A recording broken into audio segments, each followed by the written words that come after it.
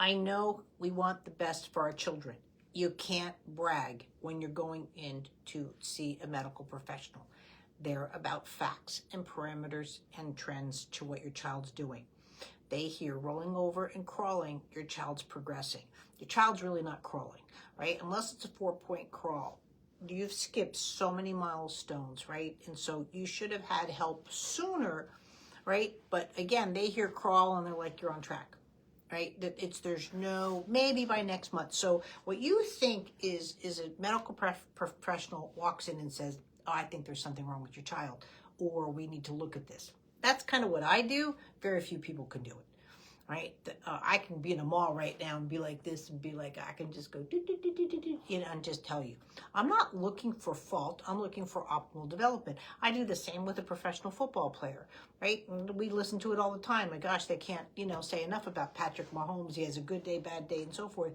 That seems normal. To do it to a child, oh, what are you talking about? But no, you're just you want optimal development. You want optimal movements, whether it's on the football field or in your living room. It's just the way life should be from you and from other. I'm on 60-year-old boards, and it's like, is it normal that every day you should be in pain? No, it's not normal. It's just not normal. And people go, oh yeah, you're old. No, don't listen to these people. If you're not doing something you don't want to do, or somebody's doing something you don't want them to do, then find a solution. That being said, so you use those languages around your doctors. You think that they're going to be suspicious and do something, but what they're doing is they're looking for this to start happening, right? What you're looking for is this. Total different languages. So when you think my doctor, okay, by next month, they're going to do something about it. Okay, then you're going to still be screaming, because by next month, when something maybe is done about it, you might not be getting into neuro for another 6 months, right? And you don't want that. That's too much of a delay. 6 months is too much. You know what I mean? Some places, like in Saskatchewan, you've got to wait 2 years for a neurologist, right? That's why I'm trying to do all these things, because you should be able to tell at day one that you're going to have complications for optimal development, not on day 365. So this is where you're at. They're waiting for a year old that they're not doing these things, but you don't even have sitting. You barely have rolling over. You don't have any kind of sitting. You didn't have pubic bone strike. And I'm not saying this to, like telling you you're not. I'm talking about what you say and how you talk to a professional, right? You want optimal time dictated development, not this wait and see approach, which you are really in big time. I would almost get a new pediatrician. That being said, let's work on your child for your development, because there's medical and there's movement. They need to intertwine, but in a lot of cases, one has nothing to do with the other, and you really have to keep that in mind. But you're, especially when it's your first child, you're not thinking this way, right? For some of us that are a bit more seasoned, it's different. So what's not going on, first of all, is very, very little midline crossing. I'm going to post another one that I just did for a younger child, a 5-month-old, but this is where development went awry.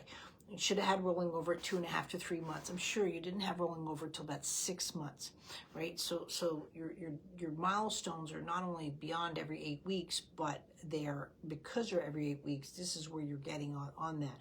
So when rolling over happens the way it's doing, right? This is why you're, quote, getting army crawling, but it's not even army crawling. He's literally like practically dragging his body. A true army crawling is a crawl, all 4 points, and they're trying not to get shot, right? But they're able to keep their head here and not, and doing all this. So when babies army crawl, it's a completely different mechanism. But this is why you've rolled over. They can't get off their belly, so they're just going that way, and that's why you're stuck in this mode. Independent sitting should have happened at 5.5 months, right? But what should have also happened before about 4 months is grabbing the feet, right? He might have been able to grab a foot, but we didn't get the pump and the grabbing the feet, the crossing midline. So where you need to be working on first is the midline crossing of the chest and also of the spine. You also need to be working on the weight transfer. He's too heavy through the chest, and that needs to come down into the pelvis. Now, it's going to be a bit harder to work on him for you because he's mobile and he wants to do it. I'm not worried about the cognitive, it's the physical that's there. The suggestions too to check the hips are very important as well, to make sure it's not hip dysplasia.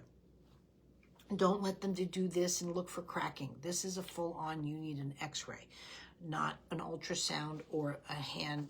I've had kiddos that they did this to, a hand evaluation and, full-on subluxation.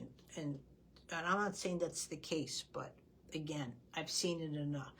It'll be up to your medical professional team to do an x-ray or not, or even an ultrasound. But to check all of that, they're just going to tell you you're not strong enough, and they're going to go after strength-based exercises. This is not what happens. Then you're going to do the sitting class, the sitting in vision course, right? Grabbing the feet, the sitting in vision, and you're going to go into that and start working on, again, that midline crossing. What's going on here? What's happening is, since there's no midline, he goes to look up, and that's how he will go out that way. So that's what you're looking for is those kind of movements, right? And you're here. From here, this is when you'll go into all fours, but still first you have to do coming to sitting from the back, and then going into the all fours courses and go that way. You need better foundations. That chest is just way too heavy, and part of the reason is because you're not crossing the midline. And like I said, I'm just going to post up another video I just did this morning, so you'll see of where your child missed some steps and go from there. Thanks.